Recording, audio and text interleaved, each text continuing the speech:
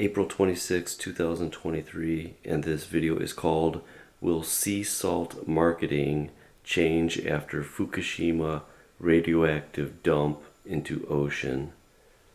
Now, can you believe, which I can, because humans are so stupid, that the Japanese are going to use the sea as a trash can, literally? They plan on dumping more than 1 million tons of radioactive wastewater into the Pacific Ocean. So when I was at the store checking out today, they had a little display up there, you know, all those little trinkets that they want you to buy when you're waiting in line.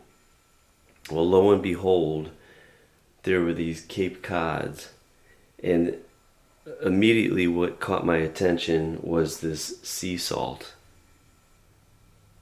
Now, there's probably less than 0.1% of the people understand what's happening at Fukushima. I really haven't eaten any. I'm limiting my sea salt. But if you look at the products, it's all over the place. Now, sea salt comes from all over the place, so it doesn't necessarily mean it's coming from Fukushima, from that part. But the reason why I would go with this real salt, it's actually sea salt that's mined in Utah. It's mineral salt. This one doesn't have any iodine in it, so what I do is I add a half and half, a 50-50 mix. But if you want to stick with a little salt, which you do need it, it's pretty much essential. Go with the real salt. Redmond makes it. But back to this. This really caught my eye, and I was waiting in line. I'm thinking, there's no way in hell that I would buy anything that's advertising sea salt on it. So I'm curious, like, what these companies, if they're freaking out, that although there's not a lot of attention to them dumping all this nuclear waste into the Pacific Ocean, that will eventually turn into sea salt that we'll be using on the products that we're eating. So slowly but surely we're destroying all our natural resources. Now, with a solar panel or with a windmill, you will not get radiation from that in your sea salt. But nuclear power, when things go awry, that's exactly what's happening. That TEPCO, they think that they could just shit on us, the rest of the world, and basically dump all this nuclear waste into the ocean. That will eventually end up in our caskets. The top of the food chain is us humans, and that eventually, all those fuel rods that melted down and blew up, scattered, where they're eventually going to end up, if not in some repository, they're going to end up in us, humans, in our caskets.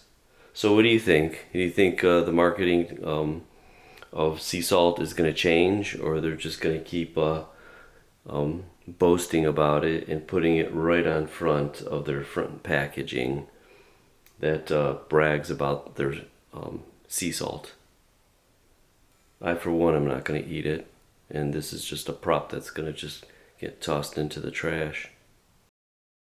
So humans, the species, we contemplate life, but there's 8 million species on this planet we couldn't care less about.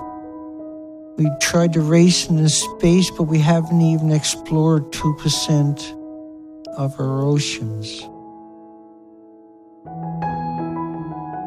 We conquer, but we don't understand what life is. We take it for granted. We feel an entitlement. But we also have an essence about us. And you can disrupt somebody's essence with propaganda or chemicals or abuse or neglect. But it's like a flower that blooms, and life can bloom in even the most wicked, even the most degenerate, and even the most lost. Life and peace is something that we don't seem to worry about. We worry about Hollywood movies, and gadgets and toys.